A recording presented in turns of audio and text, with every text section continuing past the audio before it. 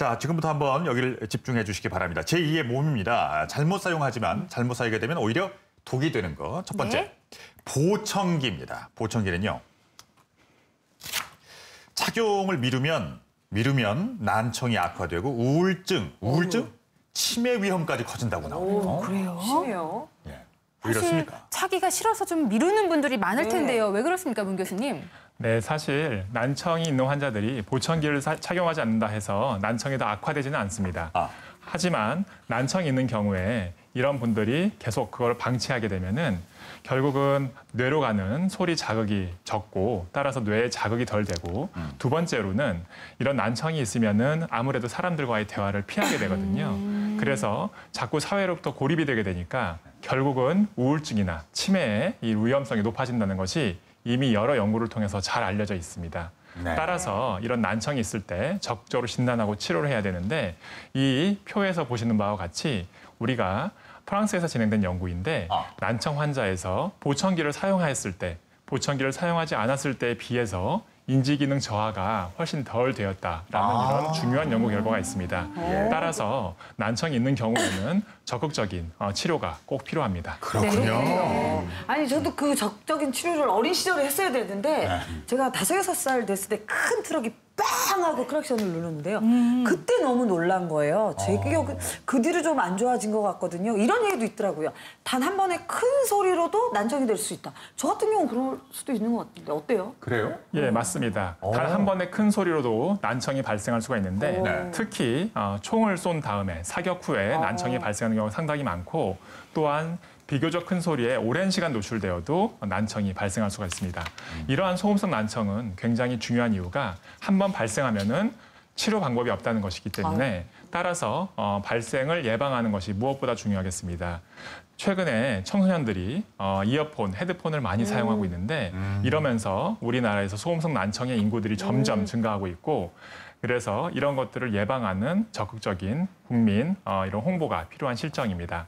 네. 난청은 기본적으로 25데시벨 이상의 소리를 못 듣는 것을 얘기하는데 이제 15데시벨을 기준으로 해서 최소 난청이라는 기준을 새로 만들어 보면은 우리나라에서 12세 이상 인구의 37%가 최소 난청을 가지고 있다라고 할 정도로 이미 사회적인 심각한 문제입니다. 또한 이런 난청이 있는 분들에서 65세가 넘어가면은 3분의 1, 75세가 넘어가면은 절반 정도의 환자분들께서 난청이 오고 따라서 보청기가 필요한 상태가 되기 때문에 이런 것들에 대한 적절한 치료가 필요하다고 하겠습니다. 왜 그 젊은 사람들 모여서 이렇게 춤추는 무슨 클럽 이런데요. 굉장히 소음이 막 시끄럽다고 하더라고요. 저는 안 가봐서 모르겠는데. 안 가보셨어요? 네. 근데 정말 젊을 때 아껴 써야 되는데요. 이게 너무 이렇게 시끄러운 소음에 노출되는 것도 좀 피해야 할 것 같아요. 단 한 번으로도 난청이 올 수 있대요. 자, 두 번째 보겠습니다. 돋보기인데요. 사실 이거 피해가긴 힘들죠. 돋보기 잘못 사용하면 이렇게 됩니다. 안 쓰시면 노안이 더 빨라지고요. 눈 건강을 해칠 수 있다고 합니다. 일부러 안 쓰고 있는데 지금. 그래요. 그 초기 노안 환자분들께요. 저희가 돋보기를 처방해드리면 대부분이 잘 끼시기를 거부하세요. 사실 저도 그랬거든요. 왜냐하면 우리가 돋보기를 낀다 그러면 어떤 느낌이 드세요? 내가 늙었어. 뭐 이렇게 되면 사실 내가 늙은 거를 인정을 해야 되기 때문에 좀 슬퍼지지 않습니까? 근데 결론부터 말씀을 드리면은요. 이 돋보기를 빨리 쓰거나 아니면 미룬다거나 그랬을 때 노안의 진행 속도와는 사실은 관계는 없습니다. 왜냐하면 우리가 노안이라고 하는 것은요. 그 실질적으로 나이가 많아지면 많아질수록 점점 심해지시거든요. 그래서 우리가 만약에 돋보기를 안 끼고 미루는 그 사이에 서서도 역시 진행을 합니다. 그래서 어떤 분들이 버티고 계시다가 이제 나는 이제 돋보기를 껴야 되겠어라고 했을 때 그 전에 비해서 갑자기 나빠지니까 당황하시는 거죠. 근데 그거는 놀랄 일이 아니고 아주 자연스러운 현상이시고요. 다만 우리가 사물을 볼 때 돋보기를 껴셔야 되는데 안 끼고 눈에 힘을 잔뜩 주시고 보시면은요. 결국 눈 조절 기능에 이상이 생기기 때문에 눈 건강에 영향을 미칩니다. 그러니까 본인 눈에 맞는 이 돋보기를 꼭 착용을 하셔가지고요. 눈 건강을 유지하셨으면 좋겠습니다. 일부러 그렇게 기를 쓰고 버틸 이유는 없네요. 수능해야 되겠네요. 자, 세 번째 틀니와 임플란트에 대해서 알아볼까요?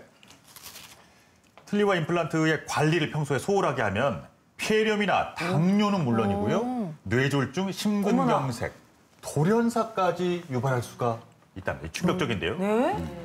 네, 사람의 구강 내에는 약 정상적으로 700여 종의 세균이 존재하고 있습니다. 이 중에서도 질환을 일으키는 병원균은 약 40여 종으로 알려져 있는데요. 이게 정상적인 상황에서는 질병을 일으키진 않지만 이것이 수가 많아지게 되면 질병을 일으키는 원인이 됩니다. 또 관리가 안 되는 틀니나 임플란트 주위에 바이오필름 형태로 세균의 수가 많아질 수가 있는데요. 이것이 잇목 점막을 타고 들어가서 혈관을 타고 들어가서 여러 전신의 질환을 일으키는 원인이 되게 됩니다. 그중에서도 그런 많은 질병 중에서도 폐렴이나 관절염 같은 염증성 질환을 일으킬 수 있고요. 또 고혈압과 당뇨 같은 대사성 질환을 일으킬 수도 있습니다. 또한 심지어 뇌졸중과 췌장암 같은 질병도 일으킬 수가 있는데요. 임신부의 경우에는 조산의 위험성의 가능성도 높아지게 됩니다. 네.